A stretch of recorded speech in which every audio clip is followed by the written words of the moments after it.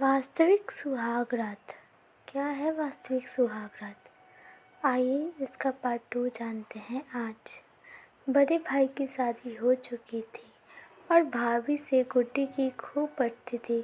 माँ बाप बहुत अधिक पैसे वाले नहीं थे। बचपन में माँ बाप ने उसे पढ़ाने की कोशिश की। पढ़ने में उसका मन नहीं लगा और तीसरी कक्षा के आगे नहीं पढ़ सकी।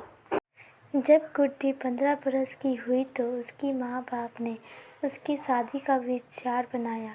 बिना पढ़ी लिखी बच्ची के लिए कोई अच्छा वर तो मिलना मुश्किल था, अतः एक रिश्तेदार द्वारा बताया गया रामू, जो शक्ल सूरत में ठीक था और जूते की फैक्ट्री में कार्य करता था, उसके साथ गुड्डी का रिश्ता तय कर दिया गया। माँ बाप और 6 भाइयों ने इकलौती बेटी और बहन की शादी धूमधाम से की। गुड्डी भी अपनी सहेलियों से सुनी हुई शादी के बाद अनुभवों के अनुरूप सुनहरे सपने संजोए हुए ससुराल के लिए विदा हुई।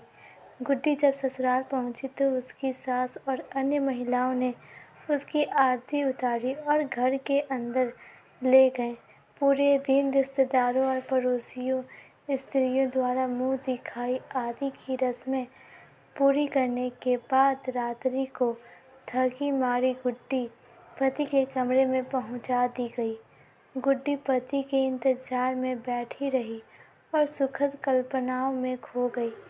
11 बजे 12 बजे लेकिन पति का आगमन नहीं हुआ।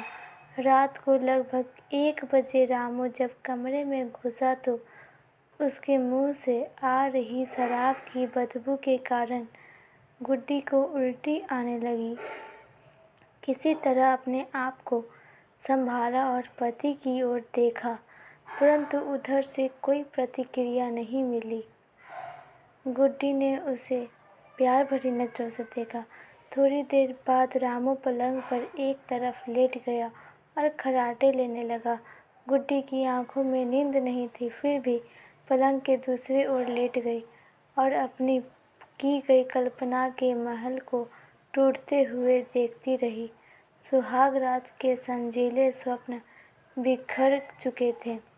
सुबह लगभग 5 बजे रामू की नींद खुली और वह गुड्डी के शरीर पर हाथ फेरने लगा। गुस्से के कारण गुड्डी ने उसका हाथ झटक दिया। तब वह गालियाँ बकता हुआ कमरे से बाहर चला गया। गुड्डी की रुलाई फूट पड़ी, क्योंकि उसे तो कुछ और ही मंजूर था। दूसरे दिन रामू रात को लगभग 9 बजे आ गया, लेकिन उसके मुंह से शराब की दुर्गंध आ ही रही थी, जो गुड्डी को असहनीय लगी।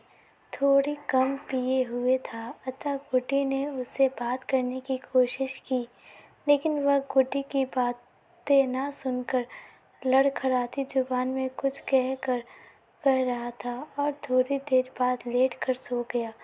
गुड्डी के पास अपने भाग्य को दोष देने के अलावा और कुछ नहीं था। लगभग 2 घंटे बाद रामू का नशा कम हुआ तो वह गुड्डी के शरीर के साथ खेलने लगा।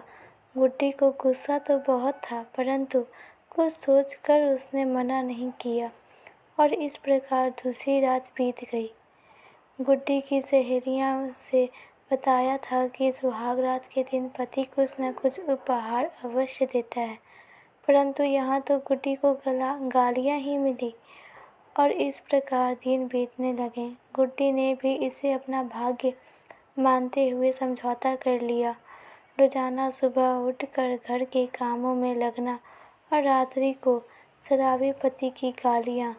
रात्रि को अपना शरीर का शोषण उसने अपनी नियति मान लिया था।